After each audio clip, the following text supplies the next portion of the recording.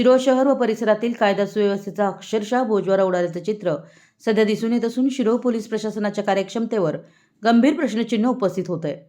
शहरात दिवसेंदिवस मोबाईल चोरी, दुचाकी चोरी, वाहतूक अपघात, सराईत अवैध धंदे खुलेआम सुरू असल्यानं नागरिकांमध्ये भीतीचं वातावरण निर्माण झालं आहे. शिरोळ पोलीस ठाण्यात आतापर्यंत चोरीस गेलेले मोबाईल, गाड्या याबाबत अनेक तक्रारी दाखल झाल्या. धक्कादायक बाब म्हणजे अनेक मोबाईल चोरीच्या घटनांचे सीसीटीव्ही फुटेज उपलब्ध असतानाही आजपर्यंत एकाही मोबाईल चोराला पकडण्यात पोलीस प्रशासनाला अपयश आलंय. त्यामुळे सीसीटीव्ही असूनही उपयोग काय, असे सवाल संतप्त नागरिक उपस्थित करतात. वाहतुकीचा पूर्णतः फज्जा. वाहतूक व्यवस्थेचा तर शिरोळमध्ये पूर्णपणे खेळखंडोबा झाला आहे. शिरोळ पोलीस स्टेशन येथून कुरुंदवाडकडे जाणाऱ्या मार्गावरील जय भवानी चौक येथे वन वे म्हणजे एकेरी वाहतूक असतानाही या नियमाचं सर्रास उल्लंघन होत आहे. उसानं भरलेले ट्रॅक्टर कुरुंदवाड जयसिंगपूर मार्गे तसेच जयसिंगपूर कुरुंदवाड मार्गे नियम धाब्यावर बसवून धाव घेत असल्यानं अपघातांचं प्रमाण वाढलंय.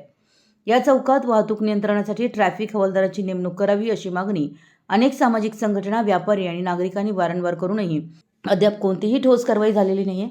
परिणामी सामान्य नागरिकांना जीव मुठीत धरून प्रवास करावा लागत असून अनेकांना अपघाताला सामोरं जावं लागतंय. अवैध धंदे जोमात. पोलीस कारवाई कुठे?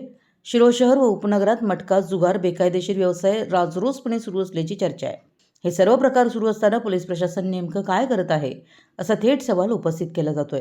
पोलीस यंत्रणा केवळ कागदावर सक्रिय आहे की प्रत्यक्षातही, याबाबत संशय व्यक्त केला जातोय. जर वेळेत ठोस पावलं उचलली जात नाही तर नागरिक रस्त्यावर उतरून आंदोलन करण्यास मागेपुढे पाहणार नाहीत, असा इशाराही आता दिला जातोय.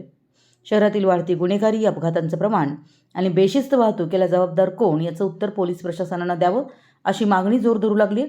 शिरोळ पोलीस प्रशासन या गंभीर प्रश्नाकडे गांभीर्यानं पाहून तातडीनं कारवाई करणार का, की नागरिकांचा रोष वाढू देणार, याकडे संपूर्ण शहराचं लक्ष लागून राहिलंय. मराठी एस न्यूजसाठी शिरोळहून दिलीप कोळी.